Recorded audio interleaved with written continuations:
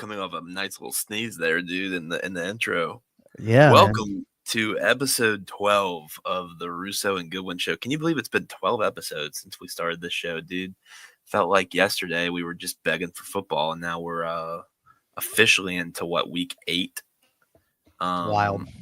Yeah, so I am your co-host Russo, under the weather, but we are here today trying to stick it out, and I am with my co-host, Coach Trey, the solo host of Catching Up with Coach, and just a good guy, Just how you feeling, man? That little face furniture that you've got right now Dude, you like that? is a sight to behold, man. Bro, it's just a straight stash, man. Nothing like a little lip lettuce to get the day going, huh? Look, we're here, ever since I shaved this thing or been rocking the stash, we have not been feeling so hot. So maybe it's a sign, brother. But we move on. Okay. So things to talk about. We'll go over a few things. We'll go over the James Franklin firing, right? I think that swept the nation. As that came out straight on Monday, or was that Sunday night? It was kind of already done on Sunday. Yeah, so we'll go over that. We'll go over the slate, the top 25 matchups for the week, whatever stands out, who's on the hot seat, and we'll break down. We'll save the best for last with the LSU Vandy game, and go over that. So let's just start with the James Franklin firing. What do you think about it? Do you think it was too soon? Do you think it was the right time? What are your thoughts on that? As it relates directly to my thoughts and then why I think it happened. To be honest with you, I'm not really that surprised that they wanted to move on. Maybe a bit annoyed that it happened the way that it did, because I feel like if it's me, I'm waiting till the end of the year. But they kind of looked at it as, you've got now 3 losses, your year is done anyway. And I think that there was outside pressure. So would I have done it? No. Not right then and there. I think I would have waited till the end of the season, at least try to retain some of your recruiting class. But the difficult part of that is that you then open yourselves up to the transfer portal, and you open yourselves up to basically getting the recruiting class, which, 85, 90% of it is going to be in December, correct? And then you get to the January, the actual signing day, and you got the transfer portal opening up, and then you'd have kids that literally would not even have the chance to get onto campus yet. So what I feel really comfortable in saying is that enough information has come out to say that there were other hands in the pot, one could say.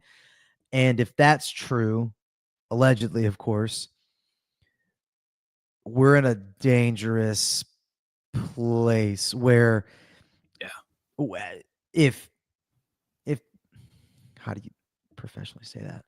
If the people that are on the jersey patches have something to say about who the coach is, that's not good. Yeah.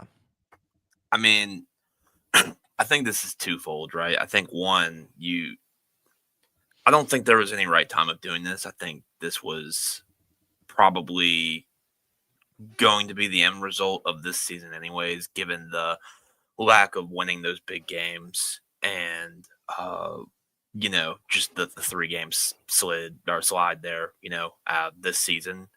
I think this is twofold. Now, one, who do you go out and get? I mean, I think you've got a few glaring options, but to my opinion, you're paying at least $40 million from a buyout perspective, or is that number conservative? I mean, that it's a large number what they're paying out just to fire him. So who are they going to replace on top of that buyout number? And 2, where is Franklin going? I'll start off with the latter, and I'll put it down here of my 4 spots where I think he could end up. We'll start with Florida, and this is kind of like a twofold where it's, these are coaches that are on the hot seat. I mean, I think Billy Napier's probably gone, right? I think that's going to happen this weekend. Yeah, so Florida would be a pretty good option for him. Obviously, it's a big university, so I don't know if that's the name they'll go get, but Napier's seat is the hottest. North Carolina, obviously, the experiment with Belichick has just not panned out, and a lot of that is with off the field drama, likely, right? Virginia Tech, I don't know if he goes there. I mean, I feel like that's kind of a downgrade in my opinion. Kinda. And then UCLA, the team that had a lot to do with him getting fired. Big school name could be good for him, but you're staying in the Big Ten, so I don't know if that's something you would want to do. Do any of these schools stand out, or do you have any other schools to offer that would be interested in hiring the old Franklin? So I'm not entirely sure that he needs to go right into coaching. I think that he could certainly go the media route, um, and do the you know the save face thing. Go to the media for a year or two, let people maybe forget about it, let the wounds heal, and then maybe go back out there and try to get something in the Big Ten or the SEC. To be completely honest with you, brother, I don't think Florida is the move. I don't I don't think I don't think I don't think that UCLA would be the move. I feel like UCLA probably doesn't want to pay what I think he would be asking, because I think he postures himself as a pretty experienced and accomplished head coach, despite the fact that maybe those accomplishments haven't come by way of winning anything of significance. Um, I also firmly stay true to what I said a couple of weeks ago, really almost a month ago at this point, and that Elijah, I think Coach Eli Drinkwitz is a very, very hot name for that Florida job. If it became available, I think he would desire that. I don't think that it's too far off to say that his people have made that known to media outlets, social media talks, and sometimes you could say what you want, but when certain people mention things in the Twitter sphere, they've got a little bit of run with it. But sometimes people put their name out there just for that. Literally, the agent, like BK's agent, is going to float his name out for Penn State. That's not happening. Like, it's the reality that we live in, and that your name is going to have to be floated out there for jobs. So for me, is there another job that I can? Why wouldn't his name be Who? more like? Why did you just easily Who? dismiss Penn State for Brian Kelly? Because Brian Kelly's not going to go to Penn State. You sure? Why would he? Why? More money? They're going to pay him more than he's already paid? I mean, I would expect if they're going for a big name coach, they would have to pay him more, or Okay, let me whoever tell you that why big he name coach wouldn't. Let me is. tell you why not. Because his buyout that he has right now would basically net him like 6 years worth of work. It's like $60 million. You don't get that if you just up and leave to go somewhere else. Like you That's don't fair. get to decide to go to Penn State, and then who's to say they won't structure your contract to where your buyout's nothing. So LSU, first of all, if he decided to go back up north and go coach for Penn State, something tells me that LSU, I'll put it to you like this, LSU would have someone for that job. I also don't think that Missouri is really willing to get rid of Drink. I think that they love Drink, and as long as Drink wants to be there, they'll have him. I think that Drink probably wants a little bit bigger than Como job, though. And I think that he deserves it. I think that he deserves a Florida job if he wants to go and have it. Hell, I mean, we've been talking about Lane going to Florida for forever. I think that program is exactly what a program needs, and exactly the kind of like money that he desires to have. The only problem with that is that Ole Miss is giving Lane everything that he wants, man. There is nothing that they haven't been able to give him that they haven't given him. They're not holding anything back from Lane. They just simply don't have an extra 30 mil to give to him to go and spend. You know what I'm saying? Like they're literally giving him everything that they have. And No, I agree with that. I was a huge proponent of Lane Kiffin coming to LSU a couple years ago. a lot I of agree people, with you. man. Why would he leave? Right? I think he has everything he wants. Hit the nail on the head there. So okay. Let's say who goes to Penn State? Why Probably Matt not? Rule. Probably What? Matt But Rule. why not? So Matt Rule makes sense because he's from there, right? But why not Kurt Signetti? Is he not the better? Is he not the better candidate right now? Probably on paper he is, but will he? Given his success over the last 2 years, he'd probably require more money. He'd probably play hard to get because one, why would you So leave Indiana right now? you think Given Marcus your Freeman's success, a better fit than those two people? You think he's a better?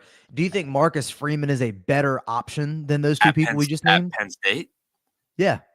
yeah, yeah, You think Marcus Freeman is a better desired choice than Matt Rule or Kurt Signetti? probably not Kurt.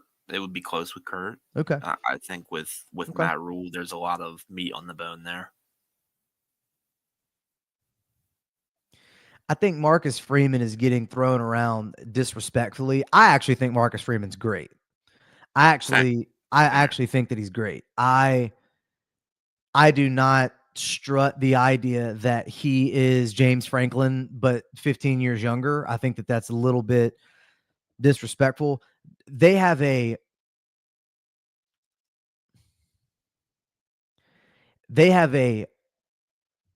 wet paper bag of a schedule most years. They finally come out and start scheduling some difficult teams, and they lost a couple, but you can't throw away them for losing the game. But then whenever you've got a 3-loss SEC team go, oh well, they deserve to be there. And I understand the argument because clearly the SEC team has played a harder schedule throughout the, call it 9 games that aren't against cupcakes, right? And so at some point you're going to lose 2 games. Like at some point you're going to drop a game versus Notre Dame, the only team with a pulse is the ones that you're losing to. I understand that reference, but the way that it's structured right now, you have to reward Notre Dame if they go out and beat SC and they're a 2-loss program and they're in the top 15. They deserve to have a shot to go and play for it, I guess. I mean, considering how it's structured now, if you go out and say that it's based on strength of record and you can't just play 3, Power 5 conference teams that are ranked, you have to do better than that. But like that, so that's where it's a little bit difficult for me because I do want to play devil's advocate for Notre Dame, but at the same time, I have seen Notre Dame teams literally play 2 people all year. They split one of them and end up and end up at the end of the conversation because they lost it in like the 3rd game of the year, and everybody else is playing the Big Ten and the SEC and losing games, and then Notre Dame is just one spot creeping, one spot, and then before you know it, they're ranked number 4. Number 2 loses in the SEC championship, and now number 4 is already in because number 3 was dormant. You know what I'm saying? So like I get it. That is why I also don't think that Marcus Freeman should leave. He's getting paid his money. He's recruiting well. He likes to be there, and he got everything that he wants. The only thing that Penn State can offer him is more money, probably, and more fertile recruiting ground, maybe. Like, I think that you would probably recruit better at Penn State than at Notre Dame because you'd have to Yeah, try less hard to do it. But I don't think that he makes a better candidate than the other two because I feel like Kurt Signetti needs to have a Penn State job considering what he's doing at end of freaking Indiana. And then Matt Rule played for him. And Matt Rule has won where he's gone. Now, Nebraska's a more difficult job, of course, but I don't know. But that's the 3 that I would say, right? I mean, I don't think Eli Drinkwitz would go to Penn State. I think he would prefer to stay in the SEC if he can. And he yeah. ain't going to No, Arkansas. That's a Petrino yeah, job. I'm with you. I think your recommendation for Franklin was right. I think you you don't rush back into this thing and you let this thing go. Like, people will forget I about it, would. and you'll be the biggest name by default, probably, right? I mean, you'll definitely be in any conversation for most big jobs, right? If you wait a year. That's what I was So, I mean, saying. Like, I think that someone at some point would look at his body of work and say, I'm willing to go and give him a shot. I know it was a couple of years ago, but things have changed, and I think he's still got enough gas in the tank. That's how I think it would go down. yeah, and he's rich, right? I mean, he's going to be being paid a lot of money to do nothing. You probably go take a year and enjoy yourself. I think that's the play, and you're just more desired at that point. I think even if something goes wrong with Kelly, and Kelly ends up either dipping. The only reason I brought up Kelly Okay. was because, do you think he could be? He realizes the circumstances going on around him, right? You know, it's you know, it's not 100% how you outline the season, right? You're still in it. Yeah. But like, maybe it's forecasting, right? Who's going to be your quarterback next year? Obviously, there's going to be some good options in the transfer portal. He's recruited well. But like, maybe he senses that, okay, I'm at LSU. I know the seat gets hot quicker. What they did, I just that was my only thoughts on that. Maybe it's too quick to jump that way, but that was the only reason why I brought it up. My I my didn't say it's an sense easier job, in my opinion, than LSU. my sincere well, yeah, their schedule has absolutely been easier. My sincere thought on BK is that BK would very much like to win a national championship as soon as possible and let the decision be on him, because right now he is driven by I've come this far to I have not just come this far to come this far. Like, I'm there. I can win it here. There are things that he needed to do a long time ago, which we touched on the Tuesday show. It should not have taken you this long to figure out who your recruiting coordinator should be. It should not take you, like, I know he came in here year one and he wanted to do things his way. Like, he wanted to, hire his guys and bring the guys he trusted. He had belief in them. But the reality is, you don't need, and it's easy because hindsight's 2020, right? But anyone with a first grade education could have told you that Corey Raymond was a better hire than Robert Steeples. And that's no shade on Coach Steep. Like, Steep's a great guy. He's a great advocate, nice man, wants to, raise these young men to be good, yeah, grown adults and into the environment, have jobs, raise families. Like, bro, but we're talking about making cornerbacks. Like, we're talking about recruiting tarantulas with long arms and legs that can run fast and high point the football, jump high, and swat the ball away in the end zone against Alabama and Florida. Like, give me that. I don't care that you may not get along with the idea that maybe he wants to be a defensive coordinator, which Corey has clearly clamored about wanting to be a D coordinator at this point for LSU. But he is at this point the best cornerbacks coach outside of, I guess, Ohio State in the nation. So just because you don't know him personally doesn't mean you let him go for 2 years, because you have now waited to get him back for the DB room to look like this. Like, you don't need to see Matt House in 2 years to then maybe consider bringing him back before the bowl game happens. People go to midfield and miff him during a win for you to go, okay, maybe I should do something. Like, he's just been too late to the party on certain things. And I've said this before, Russo, Sam Petito left when Nick left. Sam Petito went to Ohio State because they were the first people to reach out to him to want him to go there. Sam Petito is from freaking Hammond. You don't think he would have? You don't think he could have came here and helped you recruit? Who's the kid that ended up leaving and going? There's 2 kids you left, 3 really, or 2 that left New Orleans. John Aaron, and there was another one in Lafayette that ends up going over to Texas. You lost 2 kids to Texas. You don't think that San Petito could have helped there? Watch out for the kid from Catholic in a couple of weeks, what he decides to want to do. San Petito's got his hands all over that. Like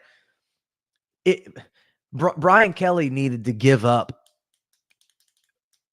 having belief in people that did him well in Notre Dame and knowing that Louisiana, like, we got this. Let us go and do our thing. Let us take care of the Southern kids. You put the program together. We will delegate them, and then we will bring them forward. But now what you're seeing is the offensive line have a struggle, and you're delegating maybe too much. I actually need you to get involved and start dog cussing them to their face and show them how to combo block. Because you know who started the combo block? Cohen Eccles all of a sudden has figured out how to play left guard. Him and Braylon Moore are in moving folks. Like we're figuring it out over there. So is that BK or is that Alex Adkins? Like there's some things that BK needs to be better at to figure out where he needs to be overall, which is obviously in the playoff at the end of this. And he has had struggles with that. And that is where the impatient people are at with him. They're at their wits' end because they want results right freaking now. I'm sorry, dog. You're 45 years old. I need you to breathe for a second. Not everything happens the way that you want it. Did your kid get good at math overnight? No, it took time. But it is year 4 and we're paying you a lot of money. So like, get with it. You know what I'm saying? Mm-hmm. We will see how the coaching landscape changes in the next couple of weeks. Obviously, that's going to be a hot topic. On your screen below, I've got the top 25 matchups for this week and their spreads. Now, obviously, these spreads, came from the internet, so I don't know if they might be slightly off. But obviously, we have several big games this week. We've got Ole Miss at Georgia, Alabama at Tennessee. Or is that game at Alabama? What's that? That game's at Alabama, right? Ours? Or Alabama, Tennessee? I don't know. I'll have to go check that. I'll go check it right now. -8.5 would suggest that that's at Alabama. Would be my guess. Absolutely going to be at Alabama if they're favored by that much. Jesus Christ. Yeah, it's Alabama. So, big slate of games. Is anyone in the top 10 on upset watch this week, including number 10 themselves, who we will discuss in a little bit? Is there anyone else on upset alert? Ohio State's well, LSU is not on upset alert because they're not favored to win. In the name of rankings, they're on upset alert, right? They're not favored to win. Let me see who's on upset. Who's on upset alert? A&M's South Carolina. South Carolina can absolutely win that game. South Carolina probably won't, but absolutely could. Arkansas is honestly always scarily close. That game is always like stupidly, unexplainably, inexplicably close.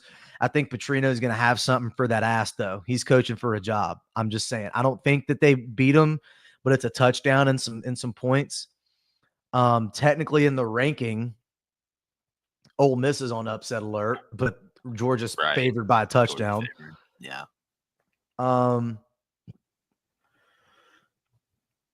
think USC could beat Notre Dame. That's an 8-point. Damn. It's at Notre Dame, though. So it's 9.5. I had 7.5 on here. And like I said, Missouri-Auburn's a good match, in my opinion. There's a lot of good matches. It's a sneaky good week. Did I miss that? It's on here. Could be wrong, but I like Missouri-Auburn. Dude, I just like Missouri, man. Ahmad Hardy is a rough rider, brother. Yeah. That dude is going to be so much freaking fun to play with in Madden. If you're a Madden lover, like that guy has got some juice. You heard me. He grabbed that ball and totes that thing. I mean, like yank and just yeets across the field. I like that dude. Got shut down a little bit though. You think Philly would maybe take a look at him? don't even want to talk about that team right now. They Come on, they're man. I'm wearing green disappointed. for us, baby. We're about to trade our best player, so but we'll talk about that on another day. Okay. Anyways, lots of good matchups this week. I personally think that South Carolina matchup's intriguing. I'm with the public on it. I think South Carolina is going to bounce back and win that game. I think they brought back Mateer too early, in my opinion, because like he was scheduled to be out for Okay. like a month and a half or two, and he was only Big out for money like what line 2 material weeks. lover, dude. No, I'm a fader. I mean, did you see how he looked against Texas? Not good. He looked like old Nuss bust there, which we can Yeah. segue into our our breakdown of this LSU game. So Okay.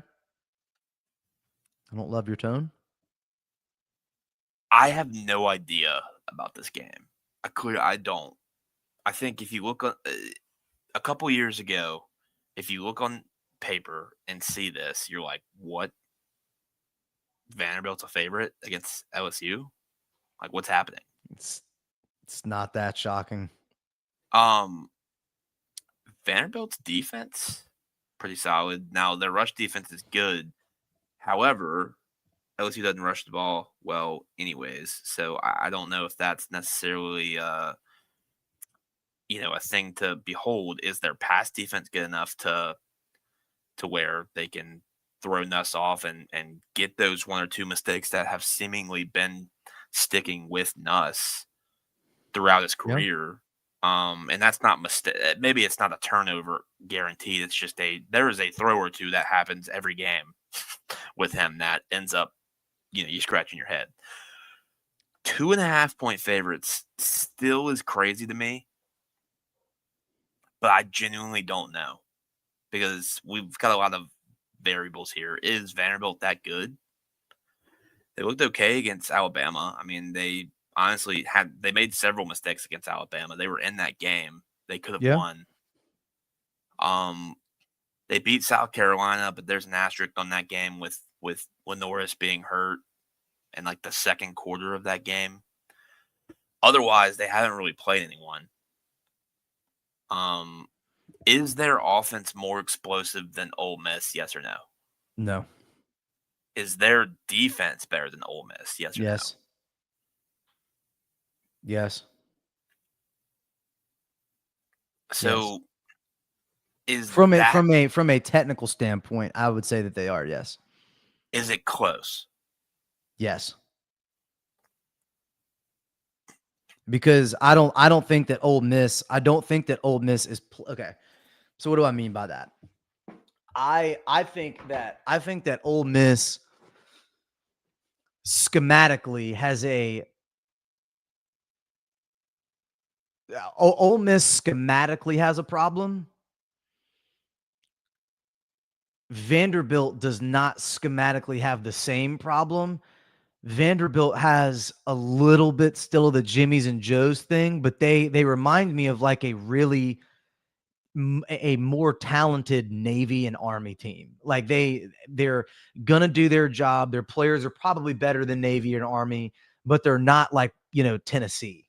They're not like playing Auburn. You know what I'm saying? Like they're better to me right now overall than that Ole Miss defense. However, I don't I really don't think that it's going to come into play all that much. Also, Russo, LSU is dealing with injuries. Like it would not shock me.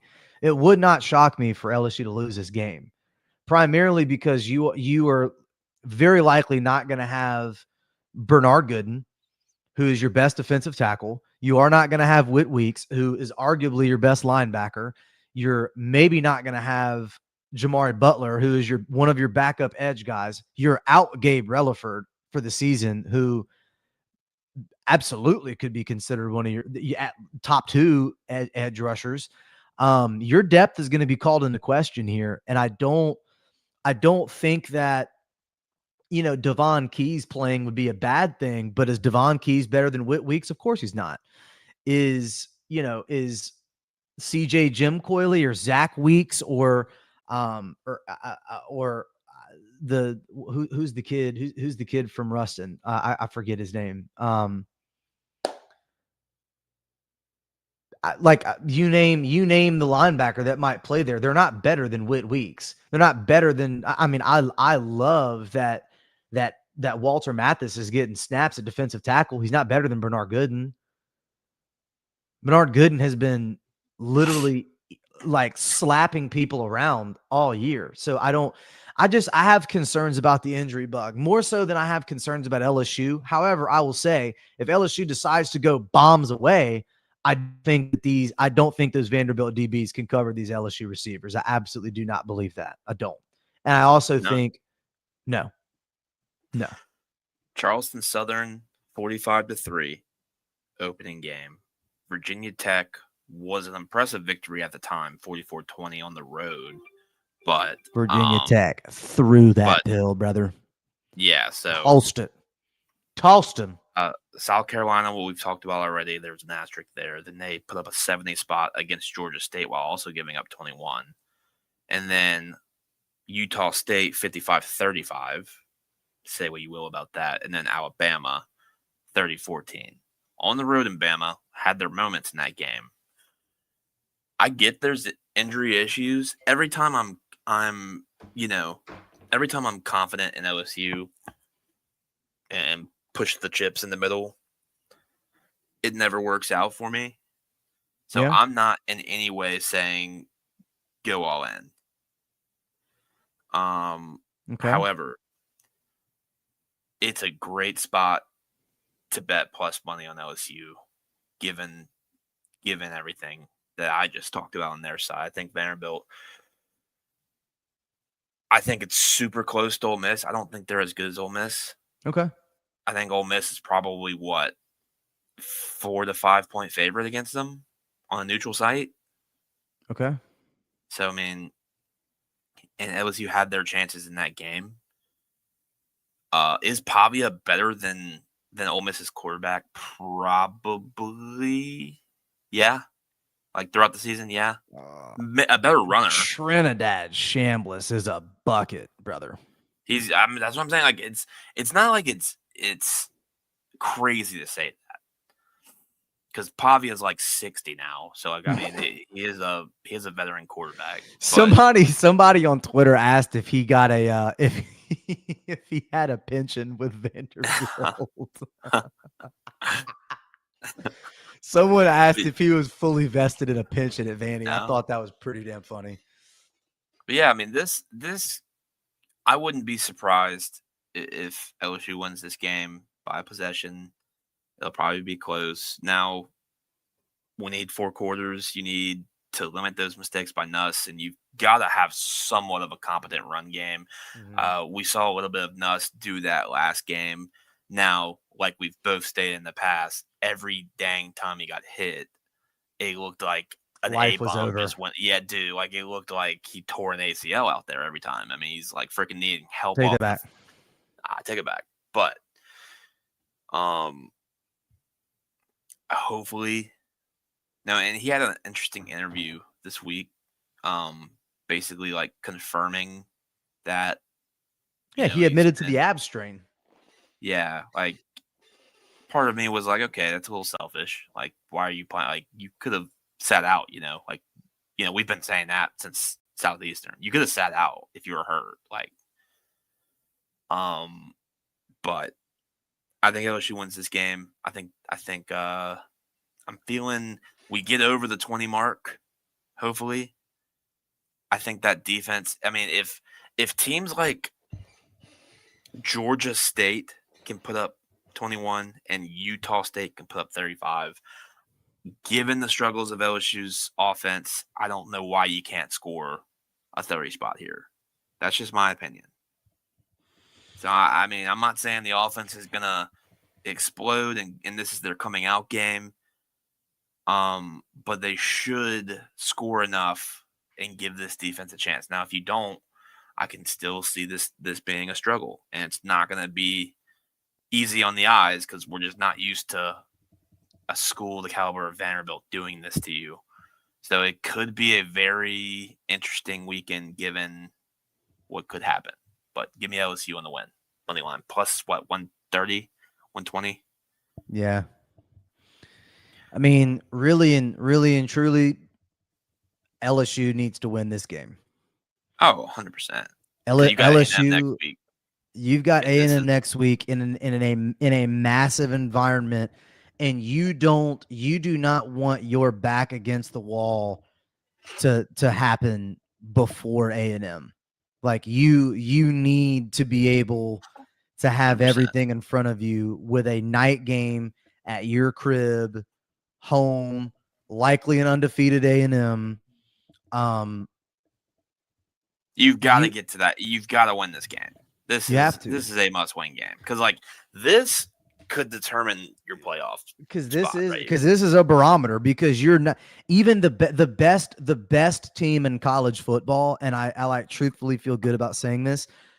The best team in college football is not going to go play A&M, Alabama, Arkansas, Oklahoma, and come out of that unscathed. There is not a team that I have seen with my ocular stems this year that I would predict to go undefeated with the rest of that schedule outside of maybe Ohio State. And I mean it's a maybe, because I have literally seen dumber crap happen to a team last year with Ohio State that lost 2 games. So I you know what I'm saying? Like we watched Kirby lie about a timeout in order to beat Auburn last week. I mean, Like, the refs didn't. The refs definitely help with that as well, for sure. God dang it, man, that sucked. That whole game sucked. Auburn's had a very good team, and I think they've been on the bad end of some referee play. That's 2 Dude, games where they got hosed. hoed. Yeah, or hosed, whatever you want Oklahoma to say. was Oklahoma was a sincere a sincere like points off the scoreboard type thing. Yeah, and to me, like that just shows the depth of this conference because they're 0-3 in conference play, and that team is good. Team is good, bro. Like Without a great quarterback. yeah, That they don't have a vertical passing game, which yeah, who are we to judge that? jeez, yeah, Well, you got to catch the ball when it is thrown. You know what I'm saying? When the ball's thrown, you have to catch it. yeah. Now I think you if you win this game, life is a little bit easier, right? Because then your back's not against the wall. You can go beat a team like Texas A&M at home, right? Um, if you lose this game, the path to making a playoff is rough. I just don't see it. You're not going to be that third team in. Um, you know, Bama, Ole Miss, A&M are all 3-0 in the conference.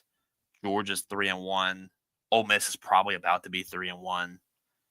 Um, Tennessee's there. They're 2-1. Texas is 1-1. Like it's going to be bunched up here because like there's about 8 teams that are going to be in discussion. Mm-hmm. Now, obviously, this is going to work itself out, right? I mean, I think everyone's going to be playing each other, and it gets a little bit settled in the standings. But you've got to win this game. There's no excuse. Got to win this game. You absolutely I do. don't do not care about the betting spread. You got to win this game. I don't care about the end. Like you've got to find a way to win this game. Given everything that you're going through right now, must win, and I think they will. I've got Dude, it like 30-23.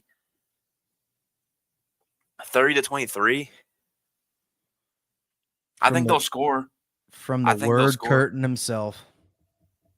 I think they'll score. I don't have any issues saying Vanderbilt's going to score this game. But for Vanderbilt, I think the thing they've been saying is, oh, they can't score 20 points. We're going to score more. Like, okay, you haven't played a defense this caliber. Now, could they go up and absolutely make me look stupid? Sure. But Mm-hmm. if you're going to go critique LSU's defense against Ole Miss, he only gave up, what, like 24 points that game? And they were on the field for a full football game You gave worth of them, time. and you gave them, And several mistakes were made that which is baked in, man. You can't get away from that. it's That's all big. football. So But you gave up 24 points to a pretty damn good offense. And at their crib, is Ole Miss's offense better than Vanderbilt? Man, like that's going to be your question. We're going to find out. We're going to find out on Saturday because they couldn't do it against Bama. Bama's probably got the most comparable defense to us. So we'll see. But give me LSU, man. I think they're going to win this game. Great betting spot. And that's not me coming as a homer. I'm just not blindly confident like I was against Ole Miss. I could easily see LSU losing this game. I don't believe that's going to happen. I think Dude, LSU wins this game. It's going to be really rough for us to have to sit through the rest of the day if they lose too. And it's an 11 a.m. start, so like that is going to make or break.